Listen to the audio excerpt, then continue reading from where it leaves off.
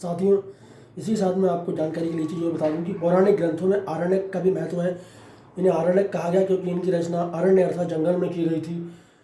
कुल 7 आरण्यक अभी तक उपलब्ध हैं। ऐतरेय आरण्यक, सांख्यायन आरण्यक, मैत्रेय आरण्यक, जैमिनी आरण्यक, तैत्तरीय आरण्यक, मैत्रायणी आरण्यक तथा माध्यन्दिन आरण्यक।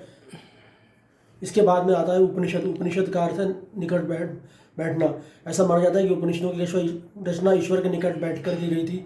भारत में कुल 108 उपनिषदों के बारे में कहा जाता है, किंतु आज इनमें से बहुत ही कम उपलब्ध हैं। प्रसिद्ध संस्कृत वाक्य सत्यमेव जयते मुंडकोपनिषद से ही लिया गया है, जिसे भारतीय शासन का आधार बनाया गया है।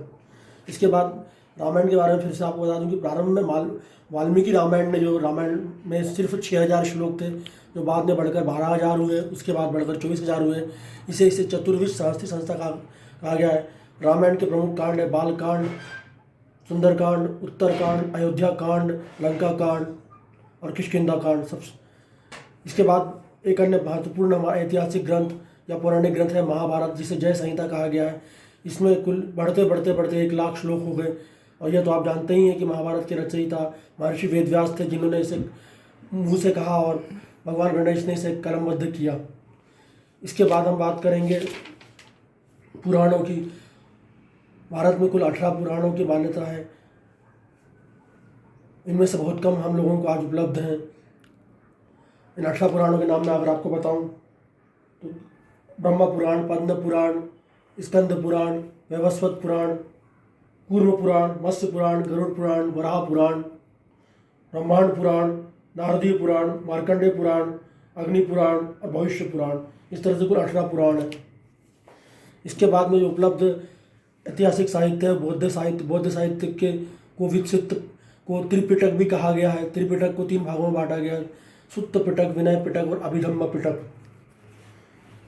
सुत्त पिटक में मूल रूप से बुद्ध के उपदेश संग्रहित हैं। इन्हें आगे चलकर के 3 भागों में बांटा गया है। 3 नहीं 4 भागों में बांटा गया है: दीर्घ निकाय, मध्यम निकाय, उत्तर निकाय और संयुक्त निकाय। इसके बाद में एक अन्य निकाय खुंदक निकाय भी है। इसके बाद दूसरा है विनय पिटक। विनय पिटक में बुद्ध के अनुशासन संबंधी उपदेशों का संग्रह किया गया है, इसलिए इसे विनय पिटक कहा गया है। विनय पिटक के 4 भाग: पति, भुक्क, गुप्त, सुत विभंग, खंडक और परिवार। इसके बाद में है अभिधम्म पिटक। अभिधम्म पिटक में बौद्ध मत की दार्शनिक व्याख्या की गई है।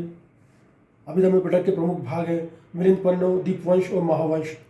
इसके बाद हम अगले एपिसोड में हम बात करेंगे जैन साहित्य की। मैं इन्हीं शब्दों के साथ में आपसे विदा लेता हूँ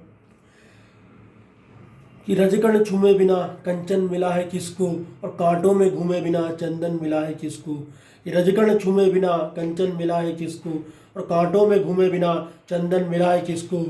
देख कर राहों में मुश्किलें तो हिम्मत न हार जाना, देख कर राहों में मुश्किलें तो हिम्मत न हार जाना। देहरी लांगे बिना आंगन मिला है किसको। तो साथियों, इसी के साथ में आज का अपना वक्तव्य समाप्त करता हूँ। मैं आपसे कहूँगा कि आप लोग असफलता से कभी निराश न हो, क्योंकि हर असफलता मौका है फिर से एक नया प्रयास करने का। थॉमस अल्वा एडिसन 10,000 बार असफल होने के बाद में बैटरी बनाने में सफल हुए थे। अब्राहम लिंकन 16 चुनाव हारने के बाद में एक राष्ट्रपति चुनाव जीतने में सफल हुए थे। इसलिए आपसे कहूँगा किसी भी असफलता से कभी निराश न हो। असफलता को स्वीकार करें, उसका विश्लेषण करें कि आपसे क्या गलती हुई थी, और अगली बार उन गलतियों को न दोहराते हुए फिर से नए सिरे से अधिक उत्साह से प्रयास करें। इसी शुभकामना के साथ में मैं आज आपसे विदा लेता हूँ। धन्यवाद।